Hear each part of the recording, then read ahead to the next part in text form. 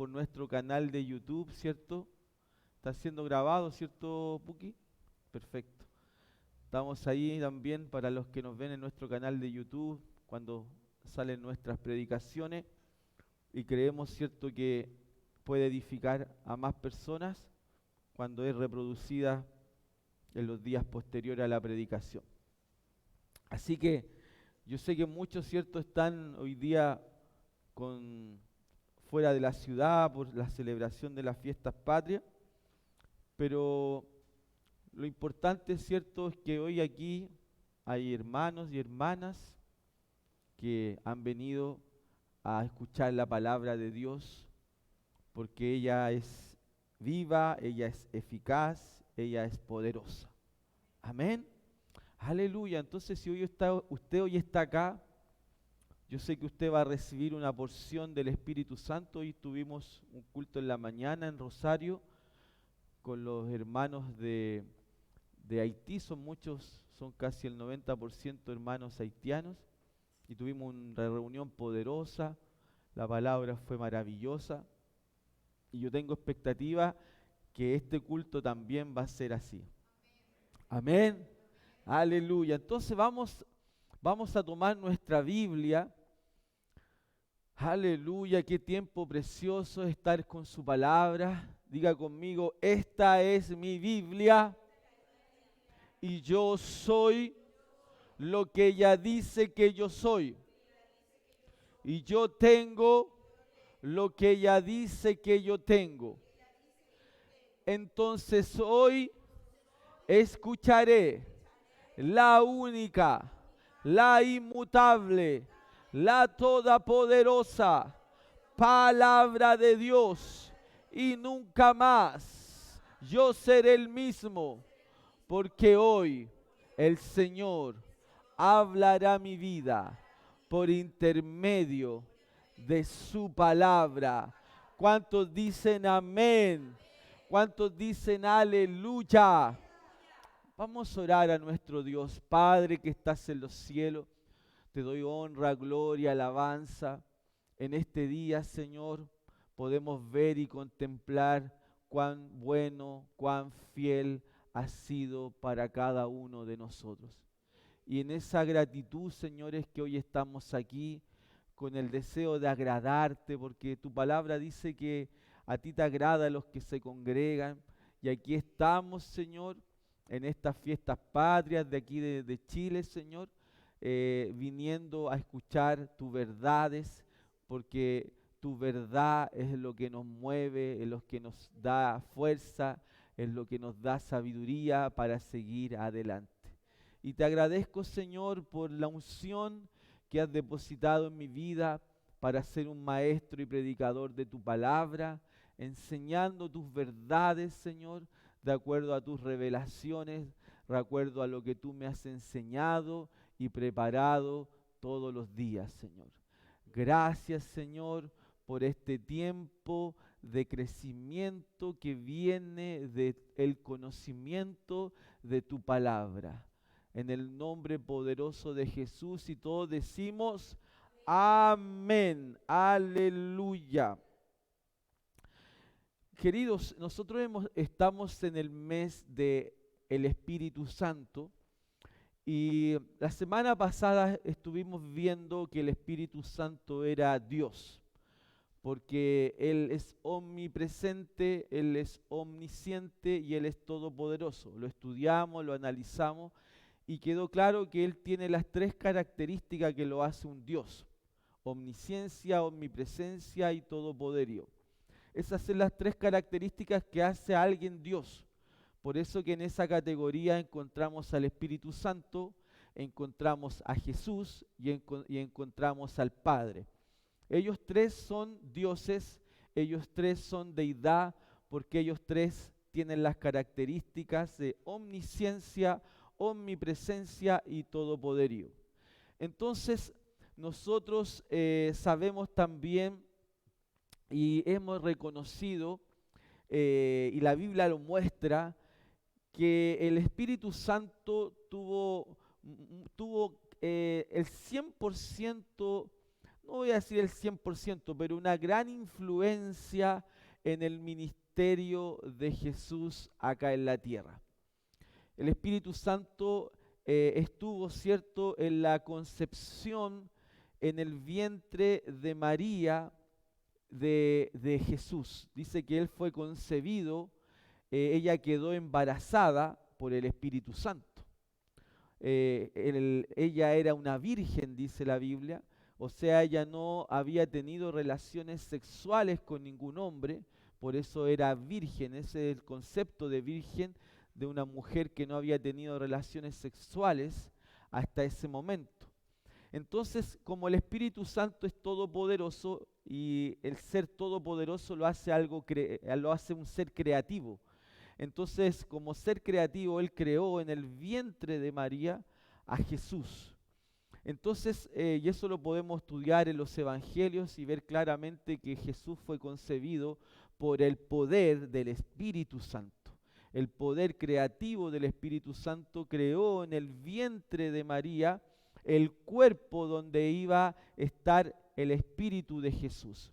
Porque recordemos que Jesús siempre había sido espíritu viviente al lado del Padre, a la diestra del Padre. Siempre él vivió y él siempre fue un ser espiritual. Pero para venir a la tierra él se hizo hombre. O sea, él tuvo que entrar en un cuerpo y Dios le preparó un cuerpo para que Jesús estuviera dentro de un cuerpo, y ahí estuvo el Espíritu Santo que realizó, ¿cierto?, ese gran milagro que fue que Jesús pudiese tener un cuerpo donde él pudiese desenvolverse. Y también nosotros hemos entendido y estamos hablando de la obra del Espíritu Santo, y cómo no ver, ¿cierto?, en todo la caminada de Jesús en la tierra, cómo él fue envolvido por el Espíritu Santo para todo. Dice en el libro de Hebreos capítulo 9 que él fue a la cruz en el poder del Espíritu Santo. Por causa del poder, porque recordemos que Jesús estaba latigado, había sido escupido, había recibido llagas, nosotros estudiamos en Semana Santa todo lo que él sufrió por nosotros. Su cuerpo fue molido, su cuerpo fue lacerado, y todo lo que fue golpeado antes de ir a la cruz. Entonces, para él ir a la cruz, dice estoy buscando el versículo en el libro de Hebreos, vamos al libro de Hebreos capítulo 9, versículo 14. Entonces Jesús, para poder ir a la cruz, fue necesario que el poder del Espíritu Santo lo envolviera. Hebreos capítulo 9, él no fue en su propia fuerza, él fue en la fuerza que el Espíritu Santo le dio para poder concluir el sacrificio de ir a la cruz. Por eso que dice Hebreos capítulo 9, versículo 14, imagínense cuanto más la sangre de Cristo nos purificará la conciencia de acciones pecaminosas para que adoremos al Dios viviente. Pues por el poder del Espíritu eterno, Cristo se ofreció a sí mismo a Dios como sacrificio perfecto por nuestros pecados. Aleluya. Entonces, él por el poder del Espíritu Santo logró llegar a la cruz, porque con todo lo que él había sido golpeado desde que fue tomado ahí en el Getsemaní hasta ser llevado a las autoridades y después pasar a Poncio Pilato, y de Poncio Pilato pasar a Herodes, y Herodes seguir a Poncio Pilato, después Poncio Pilato a los soldados, y todo ese trayecto fue golpeado, fue escupido, fue latigado, y él sufrió dolores, él sufrió la corona de espina, él después le colocaron una viga para poder llevarla, para ir al Gólgota donde iba a ser crucificado. Entonces, con todo lo que él vivió desde el momento que fue tomado por toda la cuadrilla, ¿cierto?, todo ese escuadrón que lo tomaron, que eran cerca de 3.000 personas cuando llegaron a a Getsemaní a tomarlo prisionero. Todo eso él sufrió y él no vivió un trato como cualquier trato de alguien que iba a ser crucificado. Él sufrió mucho más allá. Entonces, el cuerpo físico de Jesús no debió haber resistido si hubiese ido en la fuerza de él más allá de cuando él fue latigado. Ahí ya él hubiese cualquiera muerto en ese momento y él no hubiese podido llegar a la cruz por causa de tantos dolores y tanto maltrato, tanto golpe que sufrió, y esos golpes eran de puño, muchos eran de puño cerrado cuando estudiamos sobre ese tema. Entonces, por el poder del Espíritu Santo que lo envolvió, él tuvo la fuerza para ir a la cruz y cumplir el sacrificio. Entonces vemos el Espíritu Santo envuelto en el ministerio de Jesús, incluso para ir a la cruz. El mismo Espíritu Santo fue el que lo levantó de entre los muertos. Dice que él fue levantado por el poder del Espíritu Santo. Cuando nosotros estudiamos en el libro de Romanos, capítulo 8, versículo 11, estamos viendo cómo el Espíritu Santo estuvo conectado en todo el ministerio de Jesús. Romanos capítulo 8, versículo 11 dice: el Espíritu de Dios, quien levantó a Jesús de los muertos, vive en ustedes. Y así como Dios levantó a Cristo Jesús de los muertos, Él le dará vida a sus cuerpos mortales mediante el mismo Espíritu que vive en ustedes. Aquí hay dos cosas importantes que habla el apóstol Pablo. Primero, que el Espíritu Santo fue el poder que levantó a Jesús de entre los muertos. Fue el propio Espíritu Santo que lo levantó de las ligaduras de la muerte, en el propio Seol, en el propio Hadés, en el propio infierno fue levantado Jesús de entre los muertos. Y fue levantado para sentarse a la diestra. Y también dice Pablo que ese mismo poder que levantó a Jesús de entre los muertos, ese es el mismo poder que vive dentro de ti, que puede traerte salud, vida a tu cuerpo. Por eso que el poder del Espíritu Santo está dentro de nosotros para traernos vida, vivificar nuestro cuerpo. Entonces vemos al Espíritu Santo envuelto en el poder para poder llegar a la cruz. Vemos al Espíritu Santo envuelto en Jesús para Él ser resucitado de entre los muertos. El Espíritu Santo estaba siempre trabajando en la vida de Jesús. Recordemos que Jesús, cuando nosotros leemos el libro de Filipenses capítulo 2, versículos 5 y 6, dice que Él no escatimó el ser igual a Dios como cosa que aferrarse. O sea, Jesús no estimó el tener los poderes de deidad, omnisciencia, omnipresencia y todo poderío, sino que dice la Biblia que Él se despojó de esos tres atributos. Él los dejó atrás y Él se hizo hombre humano. Él vivió como un ser humano sin los poderes de deidad. Por eso que nosotros podemos observar claramente que Jesús no hizo nada, era un desconocido hasta los 30 años. Hasta los 30 años él era un judío porque sus padres eran judíos. Él se crió yendo a las sinagogas. Él se crió estudiando la ley mosaica, los salmos, los proverbios. Él estudió la Torá. Él se dedicó como niño por sus padres y fue llevado al colegio, a los estudios. Y Jesús vivía una vida común y corriente. Se habla de que él era un carpintero. La palabra carpintero no habla solamente de alguien que trabaja la madera, sino que trabaja en todo lo que es como esculturas, construcciones.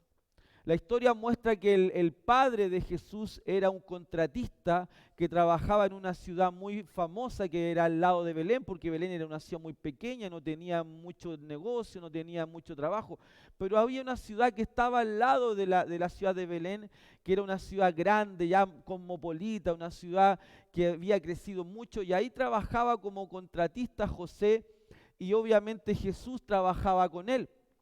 Jesús hasta ese tiempo, él vivía como un judío normal, trabajaba como un judío normal, él vivía como un humano normal, sin poderes. Él no era como Superman que vemos en las películas, que él se escondía como que él no era nada, pero igual era Superman. No, en este caso Jesús no andaba como Superman, él realmente era un humano sin ningún poder. Andaba como cualquiera de nosotros aquí en la tierra, trabajaba, hacía cosas, pero él sabía, cierto, claramente, porque él había sido engendrado por el Espíritu Santo y él sabía que iba a llegar su hora. Cuando uno se pregunta a los 30 años por qué él recibió la unción a los 30 años, ¿por qué no fue a los 20? ¿Por qué no fue a los 22, 27? Pero bueno, según la ley, los judíos, ¿cierto?, eran vistos como personas maduras a los 30 años. Nosotros vemos en el libro de Números, cuando se elegía un levita, eh, en Números capítulo 4, versículo 1 al 3, tú ves que a los 30 años tenía como la madurez. De hecho, cuando llegaban a los 30 años, los padres iban a las plazas de los donde ellos vivían, y ellos proclamaban, los padres a viva voz, que su hijo ya era heredero, porque ya había cumplido los 30 años, entonces él ya estaba apto para hacer los negocios por él, porque él era su hijo en el cual él tenía complacencia. Entonces él declaraba, ¿cierto? Y decía: este es mi hijo en el cual tengo complacencia, ahora todos los negocios que ustedes hagan los pueden hacer con él. Él es el intercesor. Entonces ahora Él es mi hijo en cual yo tengo complacencia, decían los padres en las plazas cuando su hijo llegaba a la edad de 30 años. Y así Jesús, en el tiempo de Jesús estaba Juan Bautista, el mayor profeta en el Antiguo Testamento, mayor que Isaac, mayor que Jeremías, mayor que Moisés, mayor que David. Dentro de los profetas, el mayor de los profetas fue Juan el Bautista, porque Juan el Bautista estaba profetizando que el reino de los cielos ya estaba llegando sobre la tierra. Y él decía y hablaba: arrepentíos, arrepentíos. Él proclamaba eso en el desierto. Arrepentíos porque el reino de los cielos se ha acercado. Él estaba declarando tiempos antes de que ya estaba llegando el Mesías. Y él bautizaba en las aguas del Jordán a cada persona que llegaba. Él llegaba a las personas y él los bautizaba para arrepentimiento y obviamente creyendo en la promesa que vendría el Salvador. Y Juan Bautista trabajaba haciendo esto en el río del Jordán, hasta que un día este hombre que había sido engendrado por el Espíritu Santo en el vientre de una virgen, estaba llegando la hora de comenzar su ministerio. Y ese día Jesús va hacia el río del Jordán. Y en ese momento, por el Espíritu Santo, Juan Bautista reconoce que el que estaba viniendo era el Mesías. Y Juan dice: yo no soy digno de atar los cordones de aquel. Y cuando Jesús llega al momento de recibir el bautismo por el Espíritu Santo, cuando Juan lo ve, le dice: hey, yo soy el que debiera ser bautizado por ti y no yo a bautizarte a ti. Y aquí vemos cómo Jesús, la humildad de Jesús, porque Él decide someter su ministerio a otro hombre, a otra autoridad, reconociendo que Él era una autoridad. Siempre que una persona va a ser ungida, él va a ser ungido por una autoridad que está sobre él. Nadie puede nacer y decir, porque yo no me mando por hombres, yo no sigo a hombres. Eso no tiene sentido en el reino. Tú no puedes llegar un día y decirme, yo soñé que soy un evangelista, pastor, y soñé que Dios me decía que ya era un evangelista, entonces yo soñé eso, y en la mañana me desperté y coloqué mi mano en mi cabeza y dije, ahora yo soy un evangelista, y el Espíritu Santo vino sobre mí y me hizo un evangelista, y ahora usted debe reconocerme delante de la congregación como un gran evangelista. No existe autoridad sin sumisión. Cuando tú vas a ser separado por Dios para el ministerio, tú vas a tener que estar siempre bajo una autoridad. Y Jesús muestra que Él viene y reconoce la unción, la autoridad en Juan Bautista. Y después que Él reconoce, Él va al Jordán. Él es sumergido por Juan el Bautista. Y cuando sale de las aguas se escucha una voz. Este es mi Hijo amado en quien tengo complacencia. Lo mismo que hablaban los padres en las plazas cuando llegaban los 30 años de su hijo. Este es mi hijo. Ahora todos los negocios que ustedes quieran hacer conmigo, tienen que hacerlo con Él. Y así dice el Padre, este es mi Hijo en el cual tengo complacencia. O sea, ahora todo lo que ustedes quieran hacer tiene que pasar por Él. De hecho, todo aquel que crea en Él tendrá vida. Todo aquel que crea en Él tendrá sanidad. Todo aquel que crea en Él tendrá abundancia. Todo aquel que crea en Él tendrá vida eterna. Todo aquel que cree tiene que pasar por Él. Y el Espíritu Santo ungió en ese momento a Jesús. Y ahí nosotros vemos nuevamente la humanidad. Porque si yo pienso que Él vivió acá como Dios, entonces yo estoy diciendo que Él acá estuvo viviendo como un todopoderoso, como un omnisciente y un omnipresente. Entonces si Él vivió aquí como un Dios, no necesitaba de algo externo, de un poder externo, para Él vivir en el todopoderío, en la omnisciencia y en la omnipresencia. ¿Para qué? Pero nuevamente vemos la humanidad de Jesús. Él era un humano, sin poderes, que necesitó los poderes que venían del poder del Espíritu Santo. La Biblia dice que Él recibió el poder sin medida. En el libro de San Juan capítulo 3,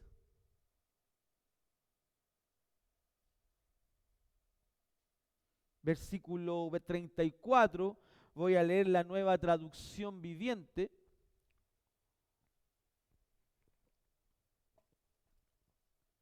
Pues Él es enviado por Dios y habla las palabras de Dios, porque Dios le da el Espíritu sin límites.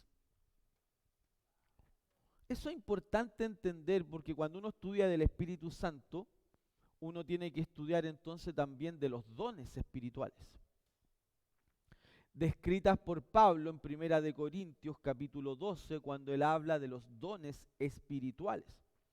Y dice claramente que esos dones vienen del Espíritu Santo. Y cuando uno estudia de los dones del Espíritu Santo, que son 9, te encuentras con una clasificación de 3 tipos. La clasificación de los dones vocales, de los dones de poder y de los dones de revelación. Cada clasificación tiene 3 dones bajo esa clasificación. Y cuando hablamos de la clasificación de los dones de poder, nosotros tenemos que tener claro que ahí está hablando del don de milagros, los dones de sanidades y el don de la fe especial, que es el don para recibir un milagro, que no es la fe normal que recibimos a Jesús como Señor y Salvador, no es la fe que viene por el oír y el oír la palabra de Dios. El don de la fe especial es el don que te da la capacidad de poder recibir un milagro de Dios. En esos tres dones nosotros podemos ver el todopoderío del Espíritu Santo. Partes, fragmentos, porque los dones espirituales operan en cierto tiempo, en cierta tiempo que Dios establece en ciertas situaciones, circunstancias. No estamos siempre operando los dones de milagro, no estamos siempre operando los dones de sanidades y no estamos siempre operando en el don de fe especial. Ellos operan cuando es necesario. Entonces, Jesús, como era un hombre humano como tú y yo, y él comienza su ministerio a los 30 años, y este ministerio termina a los 33 años y medio, son 3 años y medios, donde Jesús se mueve en lo sobrenatural, en lo extraordinario, y de ahí pasa de ser un desconocido judío a ser el judío más conocido en toda el Asia. Su fama se expandía por todas partes. ¿Y por qué? Él mismo lo reconoce. Yo soy reconocido en Lucas 4:18, porque yo soy ungido por el Espíritu Santo. Él reconoce que el poder que está operando en él no es porque él es todopoderoso, no es porque él es omnipresente, no es porque él es omnisciente. Él dice, por cuanto fui ungido por el Espíritu Santo, es que yo estoy operando en lo que ustedes ven. Los cojos ven, los ciegos ven. Por eso que cuando Juan Bautista tiene un lapso de duda en su ministerio, Juan Bautista había sido tomado prisionero, estaba ya pronto para ser decapitado, pero él le dice a sus discípulos que quería saber, pregúntenle a Jesús si él es. Pero él ya lo había estado bautizado, había escuchado hasta la voz, había visto todo eso, pero le entró un lapso de duda. Y Jesús le manda a decir a él, dile a Juan que los cojos ven, que los cojos caminan, que los ciegos ven, que los sordos oyen y que a los pobres les ha anunciado el Evangelio. Dile eso, dígale eso a Juan. Cuando le dicen eso a Juan, él conocía las Escrituras. Y las Escrituras decían que el Mesías iba a ser ungido. Isaías capítulo 61 dice, por cuanto Dios me ungió para dar buena nueva a los pobres, para sanar a los enfermos, para sanar a los quebrantados de corazón, para dar vista a los ciegos, para hablar del año agradable del Señor. Cuéntale lo que está aconteciendo y él va a saber. Y ahí Juan Bautista termina su ministerio porque es decapitado. Ahí se acaba el ministerio de Juan Bautista, el mayor profeta del Antiguo Testamento. Aunque sus escritos son en el Nuevo Testamento cuando uno lee la Biblia, pero recordemos que al final el Nuevo Testamento parte después que Jesús resucita, porque después de que Jesús resucita parte la nueva alianza. O sea, hay partes del Nuevo Testamento que leemos que es del Antiguo Testamento, que es de la Antigua Alianza. De hecho, casi todos los evangelios son de la Antigua Alianza. Y si uno piensa, Jesús ¿a quién vino? Jesús no vino a los chinos, ni a los árabes, ni a los rusos, ni a los franceses. Jesús vino a las ovejas perdidas de Israel. Su ministerio era concentrado en los judíos. Él no fue a nadie más que los judíos, porque ese era su ministerio. Ahora de los judíos iba a salir, el Señor iba a llegar a todas las naciones. Pero su predicación se concentró en los judíos. le predicó a los judíos.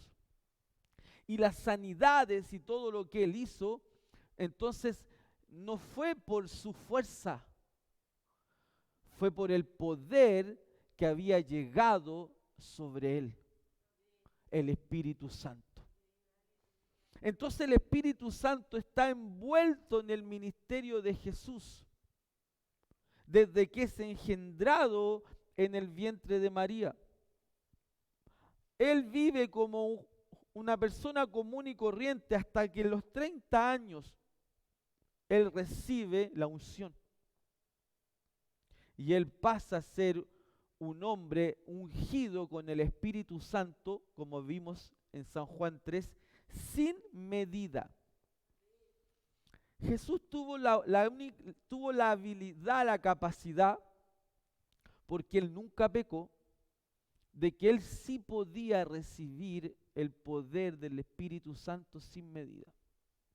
O sea, él estaba operando los dones espirituales constantemente porque su ministerio fue intenso. Y como él era intenso, él no paraba, él estaba siempre operando en los dones. Porque él tenía, uno ve y observa a muchos ministerios evangelísticos que llenan estadios y hay muchos milagros, sanidades.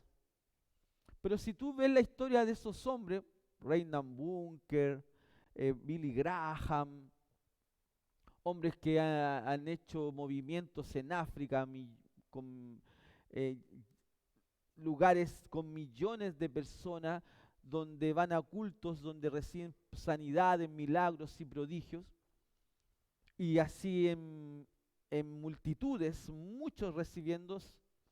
Ahora, pero ellos no partieron en ese lugar. Tú ves su ministerio, ves sus libros, pero tú observas que ellos partieron en una iglesia local,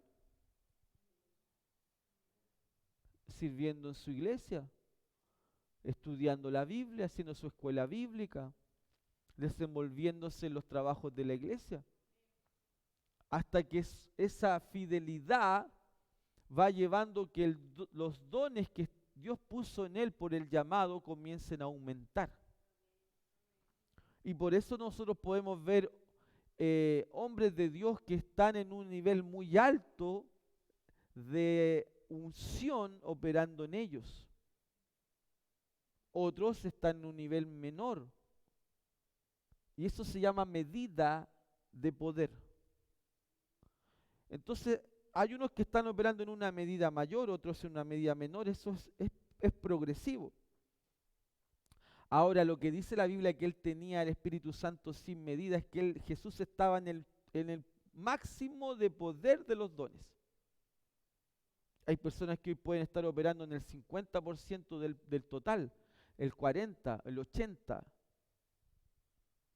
Ahora, en la última década, en el último tiempo antes de que Jesús venga, y nosotros que sabemos que hoy nosotros somos históricos, nosotros los que hoy vivimos acá somos los históricos, porque somos nosotros los que vamos a ver el cumplimiento final de las promesas, del rapto y de la segunda venida.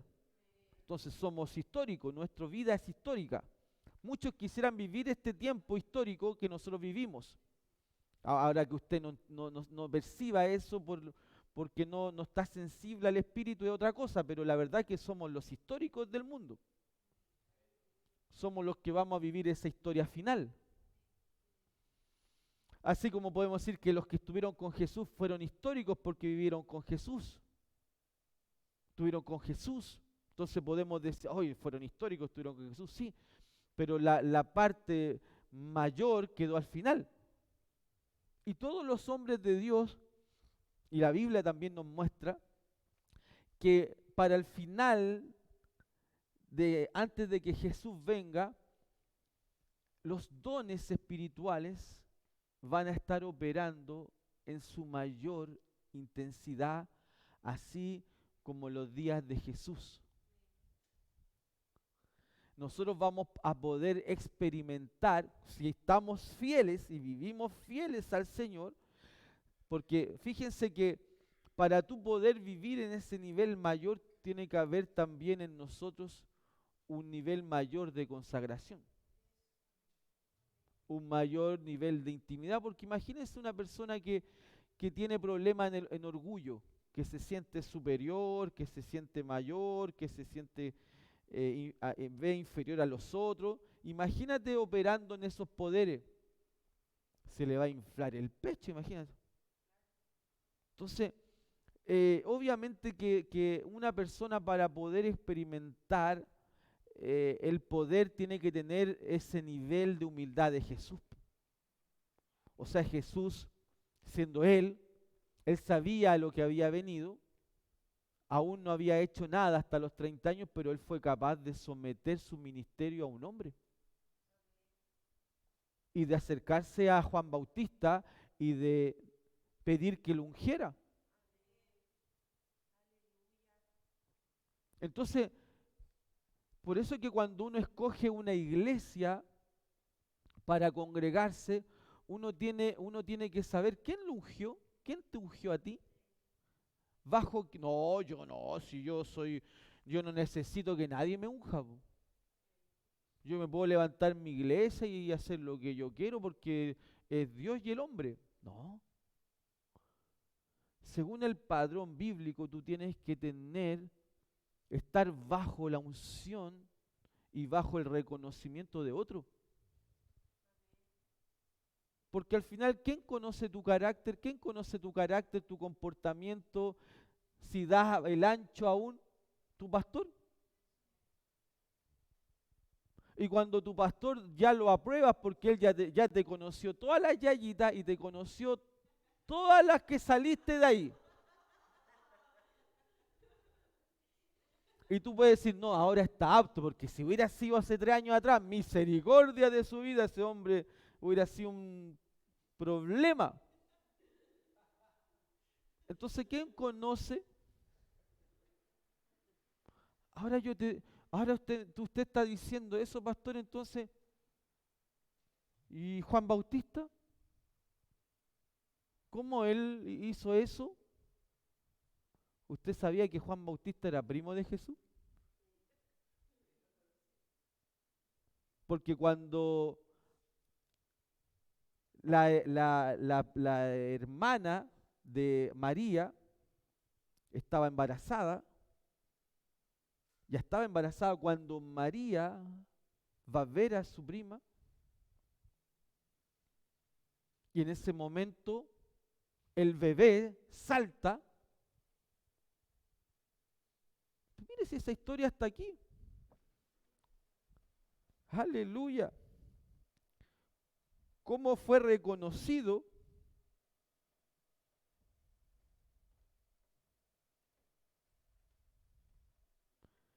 Lucas capítulo 1.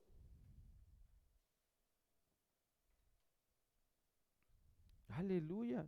¿Está aprendiendo algo hoy día o no? Lucas capítulo 1, versículo 41. Dice, al escuchar el saludo de María, el bebé de Elizabeth saltó de su vientre. Y Elizabeth se llenó del Espíritu Santo.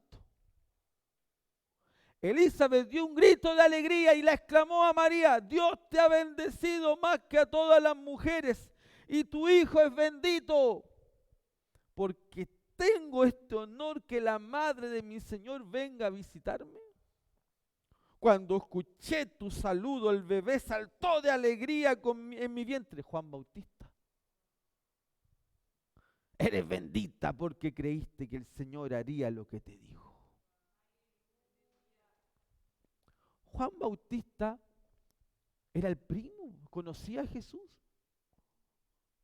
Lo vio en la escuela dominical, jugaron,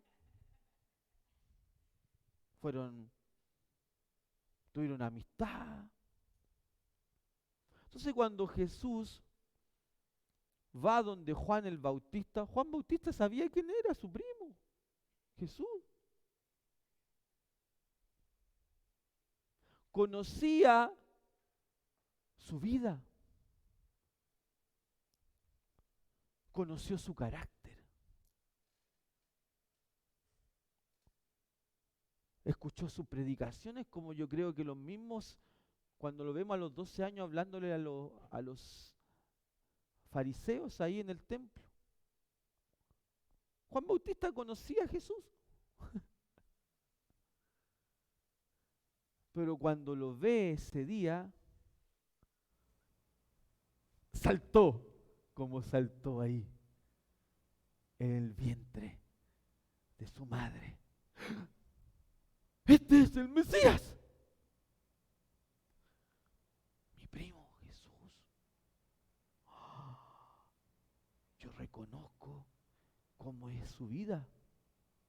Yo reconozco su vida con su familia, con su padre, su trabajo, su comportamiento. Él es. Tengo testimonio. Juan Bautista tenía una pila de seguidores, una pila de discípulos que seguían a Juan Bautista.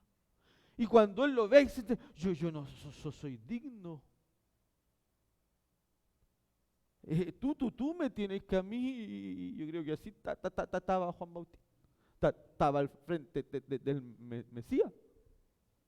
¿Ah? Y él le dice, tú me tienes que bautizar a mí. Yo. Sí, tú, para que se cumpla toda escritura.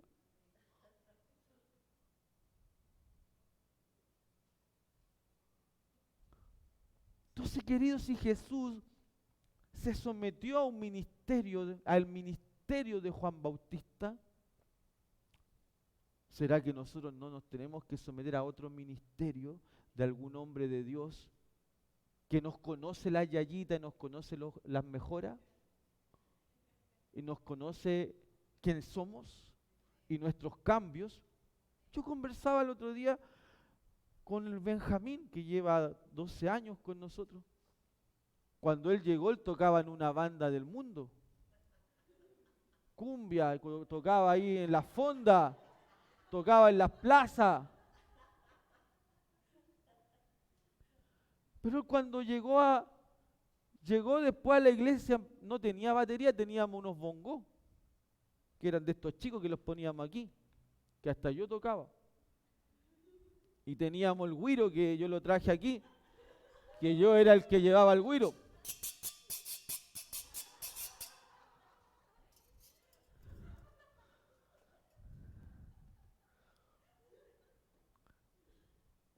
Y hace un par de meses, julio, agosto, septiembre, hace 3 meses atrás él fue ungido, fue separado como un ministro. Pero yo conocí sus yayitas y también vi cómo él creció, aunque no creció de porte, sino de espíritu y de cuerpo también, que era flaquito.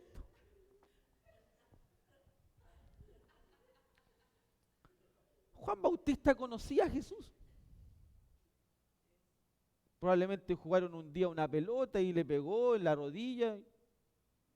¿Quién sabe? Una zancadilla, no sé. No sabemos. Jugando, sin mala intención. Un partido y ahí le puso el hombro y cayó, pero era jugando. Porque dice que nunca él pecó. Pero conocía, jugaron, fueron primos, comieron. Quizás estaban comiendo y le salió un erupto. Quizás fueron un día justo al baño, oye, yo voy primero, y lo dejó atrás y quizás hasta se hizo y el otro no pudo porque Jesús se metió antes. Se conocían, tenían intimidad. Quizás durmieron en la misma pieza y de repente se le salió un pum a Jesús. Porque él se tiraba pum, Jesús, ¿sabe usted? Y lo más probable es que no estaba muy... Conocía la humanidad de Jesús.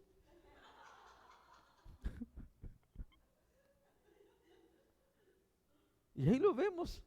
Ese día él no lo vio como su primo, como su partner. Él lo vio como el ungido. Él tenía muchos seguidores. Era el mayor profeta de la antigua alianza. Y él no, yo no te puedo yo bautizar. Y él bautizaba todos los días en el agua, pero a él no. Yo no, a ti no. Porque él reconoció, porque saltó en él, él es. Pero Jesús sabía que para recibir la unción, él tenía que estar bajo otro hombre. ¡Wow! Tú nunca vas a recibir de la plenitud de Dios cuando tú no te sometes a una autoridad,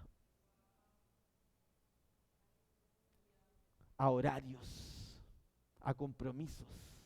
Yo hago lo que quiero. Cuando tú no cambies esa manera de pensar que tú tienes que estar bajo autoridad, tú nunca vas a poder experimentar de lo que estamos hablando que se viene hoy, este tiempo, en estos últimos tiempos, del poder ilimitado del Espíritu sobre los nuevos ministros que Dios está levantando. Amén. Por el poder del Espíritu Santo. Vamos a seguir hablando del Espíritu Santo en estas semanas. Yo creo que hoy día usted tuvo una buena dosis del Espíritu Santo. ¿Ah? Un buen tiempo para recibir revelaciones, ¿o no? Y vamos a seguir estudiando del Espíritu Santo porque este es el mes del Espíritu Santo, de sus operaciones. Ya lo estamos viendo en Jesús y lo vamos a ver después también cómo opera en nosotros, dentro de nosotros y sobre nosotros. Porque ahora, el próximo domingo, vamos a ver la operación del Espíritu Santo dentro y sobre. Las dos operaciones que Él hace ahora en nosotros los creyentes. Amén. Fijémonos que si Jesús, Él necesitó del Espíritu Santo para hacer todo lo que hizo, ¿cuánto más nosotros? ¿Cuánto más nosotros? Amén. Por eso es tan importante conocer del Espíritu Santo quién es, cómo desenvolver un relacionamiento con Él. Eso también lo vamos a estar estudiando, cómo desenvolver un relacionamiento con el Espíritu Santo. Aleluya. También vamos a esta serie que partió el domingo pasado, la vamos después también para que usted la tenga completita, la vamos a tener en nuestro YouTube de Verbo de Vida Rancagua. Compártala ahí después a sus conocidos que necesitan conocer de estas verdades.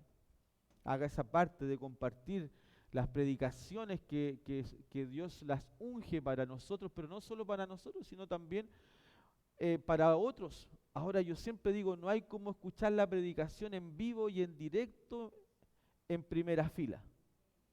Nunca se va a comparar después al oírla por YouTube, otro día, otro mes, pero aún así son buenas para que otros lo escuchen. Pero nunca se va a comparar con los que están aquí, que la vivieron, que la percibieron. Amén. Aleluya, diga Dios es bueno. Aleluya, vamos yo sé que aquí todos los que están son salvos, ¿cierto? Todos los que están aquí hablan en lengua, todos los que están aquí están sanados, amén. Entonces, vamos a pasar rápidamente al libro de Proverbios. Vamos al libro de Proverbios. Lo estamos leyendo esta semana porque este mismo versículo, porque cada vez que lo leemos podemos observar que siempre hay algo que recibir de este Proverbios. Recordemos que el autor de los Proverbios es Salomón. Salomón fue el hombre más sabio de la antigua alianza, porque el más sabio de los sabios fue Jesús, pero de los sabios fue Salomón. Para los judíos, cuando tú hablas con un judío hoy y tú le preguntas quién es el hombre más relevante para ellos en su historia, ellos te van a decir siempre que es David, el rey David. Bueno, Salomón fue hijo del rey David. y él fue un hombre que escribió los proverbios con mucha sabiduría porque Dios se la dio. Y él nos enseña aquí en Proverbios capítulo 3, versículo 9 al 10. Vamos a leer la traducción lenguaje actual de Proverbios. Y dice así: demuéstrale a Dios que para ti Él es lo más importante. O sea, aquí está hablando algo muy poderoso Salomón, diciendo que tú debes demostrar a Dios que para Él es lo más importante. Mucha gente dice, yo amo a Dios, para mí Él es lo más importante. Pero realmente para decir eso tiene que haber una demostración. O sea, cuando yo digo que para mí Dios es lo más importante, yo lo veo cierto en que una persona le gusta congregarse porque le gusta aprender la palabra, le gusta estudiar la Biblia, por eso estudia la escuela bíblica, trata bien a su esposa, trata bien a sus hijos porque a eso le agrada a Dios. Es un buen trabajador porque a Dios le gusta que seamos buenos trabajadores. Y así Él le puede demostrar con hechos a Dios que para Él es lo más importante, porque en cada cosa que Él hace pone a Dios. Y lo hace para Dios, no para los hombres. No quiere agradar a los hombres. Él puede ser un buen trabajador y no estar trabajando cuando el jefe viene, trabaja, y cuando el jefe va, saca la vuelta. Cuando uno tiene ese demostrar a Dios que para Él lo más importante, estando o no estando el jefe, tú vas a ser el mismo. Buen trabajador y respetuoso, y vas a hacer lo que se te mandó y vas a hacer lo mejor, porque buscamos hacerlo bien. Entonces también nosotros de esa manera demostramos que lo amamos, porque lo estamos haciendo porque Él nos ve. Pero aquí también habla otra forma de demostrarle también, aparte de esas que le hablé, que es nuestra vida. Dice, demuéstrale a Dios que para ti Él es lo más importante. ¿Cómo? Aquí lo muestra. Dale de lo que tienes y de todo lo que ganes. O sea, dale de lo que tienes y de todo lo que ganes. Esa también es una manera de demostrar. Por eso que las personas que diezman y ofrendan están demostrándole a Dios que para ellos son lo más importante. ¿Por qué? Porque obviamente que tú para ganarte ese dinero, tú tuviste que levantarte temprano, gastar tiempo, muchas veces aguantar el mal genio de alguna persona, llegar tarde, y miles de factores que generas que hacen que un día te depositen un sueldo. Y ese sueldo no es un favor. Ese sueldo que te llega a ti no es un regalo, es algo merecido, es algo que te lo ganaste, por el cual trabajaste. Entonces tú no esperas el dinero como que sea una misericordia de algo. Es algo ganado, trabajado, sudado, o levantás temprano, o mal de rato, lo hiciste. Entonces cuando tú haces eso es tu vida, estás gastando de tu fuerza, de todo lo que tú eres. Entonces llega un momento donde te pagan el sueldo. El dinero lo tienes aquí, o la cuenta del banco. Y ahí donde viene lo primero. Lo primero que tiene que haber en tu corazón en ese momento, gratitud. Gracias, Señor, porque esto que yo recibí hoy me alegra. Porque siempre hablamos que el dinero no es el problema, porque si fuera el dinero el problema, cuando te llega el sueldo tú te deberías enojar. Porque si analizamos y decimos, es el dinero, es la raíz de todos los males, dice la Biblia. No dice la Biblia eso. Dice el amor al dinero, no el dinero. Porque si el dinero fuera el problema, tú debieras enojarte y entristecerte cuando te llega el dinero en la cuenta. Y estoy seguro que no te pasa eso. Estoy seguro que no te pasa eso. Y más si viene con un bono que no sabía. Más aún, o sea, cuando viene más plata, más te alegra. Entonces, cualquiera que diga eso podría decir, tú eres un mundano, te vas al infierno, pecador. Porque cuando más dinero te llega, más te alegras. O usted cuando le llega más dinero dice, ¡ay, pecador soy! ¡Qué mal hombre soy yo! ¿Dice usted eso? No, pastor, yo me alegro. Y lo quiero sacar y gastar.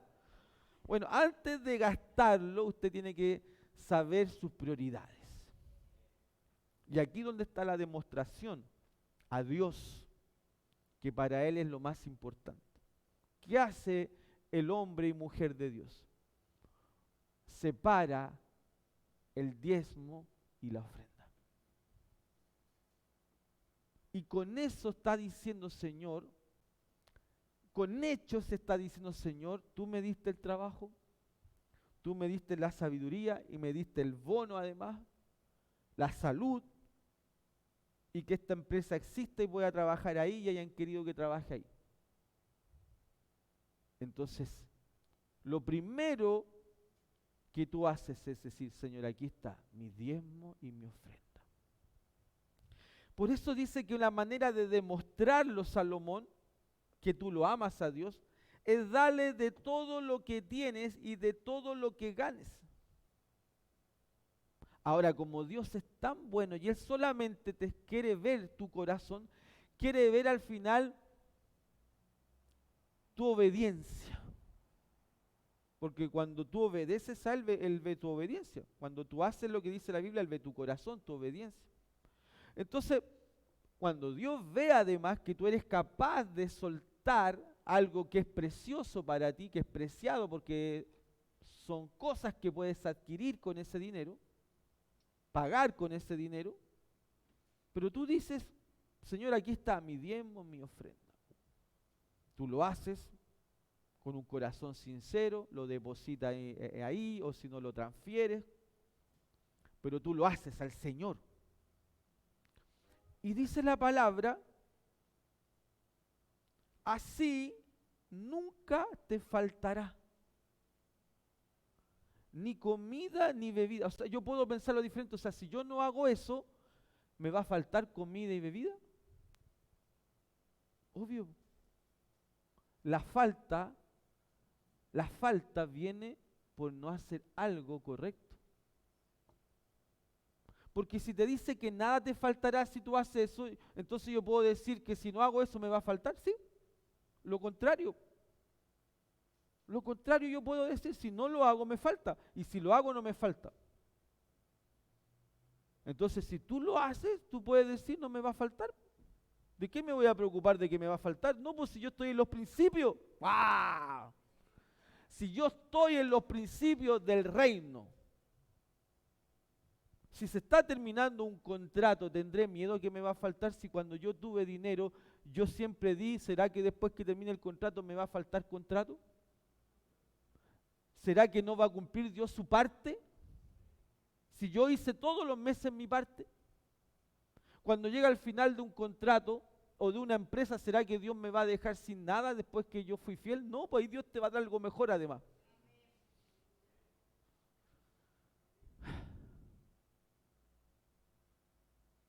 Es simple, fácil de entender.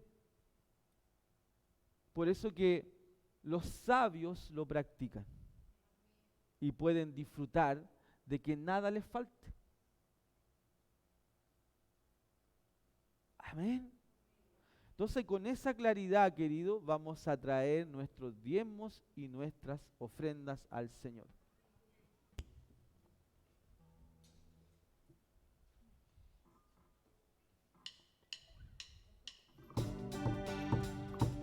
Aleluya, nos ponemos en pie y cantamos al Señor.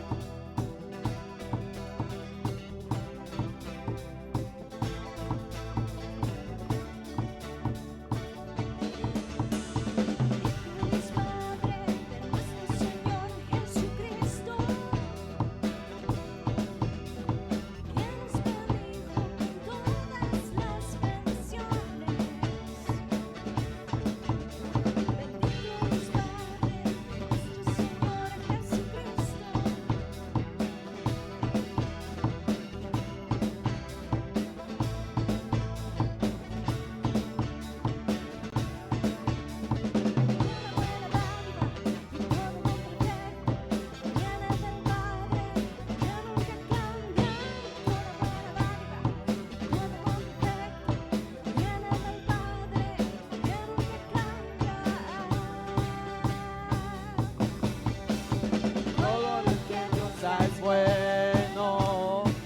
Nuestro Padre es bueno para todos siempre. Todo lo que Dios da es bueno. Nuestro Padre es bueno para todos siempre. Amén. Amén. Dios es bueno, Dios es bueno, Dios es bueno. Dios es bueno.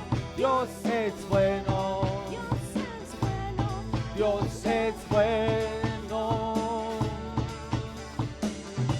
Aleluya. Ponga su mano en dirección al alfolí.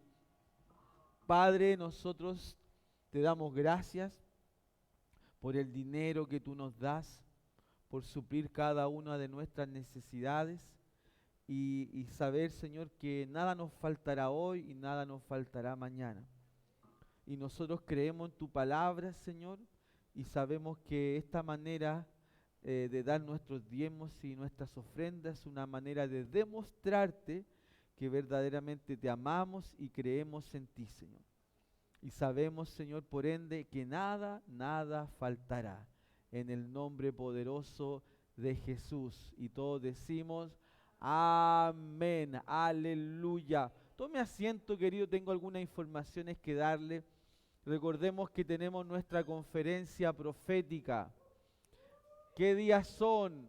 Viernes 11, sábado 12 y domingo 13. Amén. Tiene un costo de 10,000 pesos y obviamente que como es una conferencia internacional, los gastos que tenemos son altos, por eso hay un costo. Y siempre les digo, si usted quiere una buena conferencia de este nivel, tendría que ir a Brasil y ahí le saldría al final entre pasaje, hoteles, comida, como 1,5 millones, ahí, más o menos. Así que 10,000 pesos no es nada, va a tenerlo acá, incluso con esa revelación usted también puede sembrarle a otro para que otro pueda disfrutar de las unciones que vienen a través, ¿cierto?, de nuestra fundadora del ministerio, junto a su esposo Jan Ray, una norteamericana poderosa, ya una mujer con experiencia, 70 años de edad, una mujer llena de la unción, llena de sabiduría, fundó el ministerio en el cual estamos plantados y es un honor a muchas iglesias. Acuérdense que nuestro ministerio tiene cerca de 500 iglesias y muchos, les digo yo, les gustaría